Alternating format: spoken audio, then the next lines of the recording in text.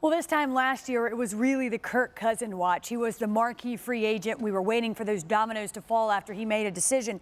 Schefter, I'll just start with you as we go down the line. What are your expectations for Cousins in year 2 in Minnesota? Well, let me say this. Again, on the eve of training camp last year, the Vikings suffered a tragic loss when their offensive line coach, their assistant head coach, Tony Sperano, lost his life. And again, that takes priority, but that had a tremendous impact on that Vikings offense. And this year, I think that they've settled that some by hiring Gary Kubiak, bringing him in to work with Kevin Stefanski, bringing in Rick Dennison. I think this offense is going to be more stable this year. It's going to be stronger, sturdier, and because of that, Kirk Cousins, I believe, will be a better quarterback because of it. Well, this offense will have their identity that they want now. With Gary Kubiak being there and Stefanski, they want to run the football and then play action. That's what Kirk Cousins does best. To Kirk Cousins' defense, I mean, he threw for 4,300 yards and 30 touchdowns last year with a bottom 3 run game and one of the worst interior offensive lines in football. Now, Garrett Bradbury, the draft pick, is going to solidify some of that, Irv Smith being there. But I expect Kirk Cousins. I'm one of the people who think Kirk Cousins is a top 12 quarterback in the NFL, so I expect him to play that way. It wasn't lost on the Vikings, Louis, because to your point, they take a center, they get him some help. You got Irv Smith. You know, they've done what they can to make year 2 a success for Kirk Cousins. Yeah, look, Kirk was never the guy who was going to transcend his surroundings and just make everyone else play above and beyond what they've ever played before historically.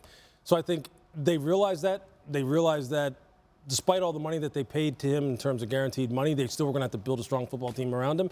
And it had to start with the offensive line. Otherwise, he could put up all the stats he wants. They didn't bring him there to put up more stats. Otherwise, he could have just stayed in Washington. They brought him there to win a Super Bowl.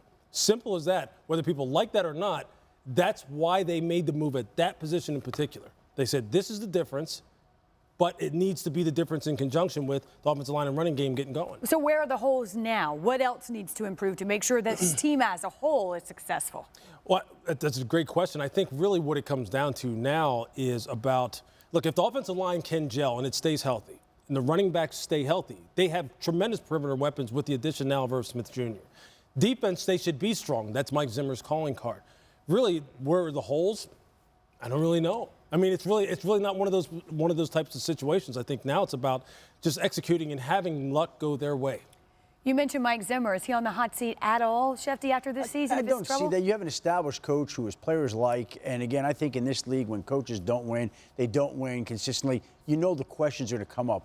Does that make a seat hot? I don't know. I think there's a lot of pressure on Kirk Cousins because of the size of the contract he signed, but it doesn't change the fact that he played well last year. I think he plays even better this year. It's a good division, too. I mean, Chicago is going to be a year better. Detroit made some nice moves. Green Bay with the new addition to a coach and Matt LaFleur with Aaron Rodgers. I'll say this about the Vikings.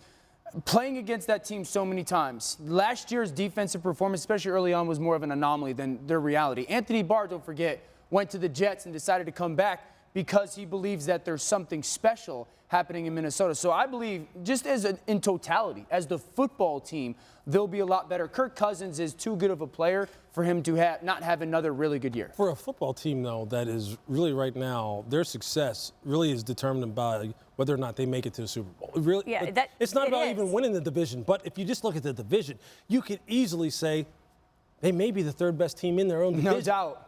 Okay, so no doubt. Yeah, to answer your question, Wendy, are people on the hot seat? Yeah. Well, the bar is high. They're a victim of a little bit of their own success. The Sure. bar is high in Minnesota. We'll see. Year 2 under Kirk Cousins.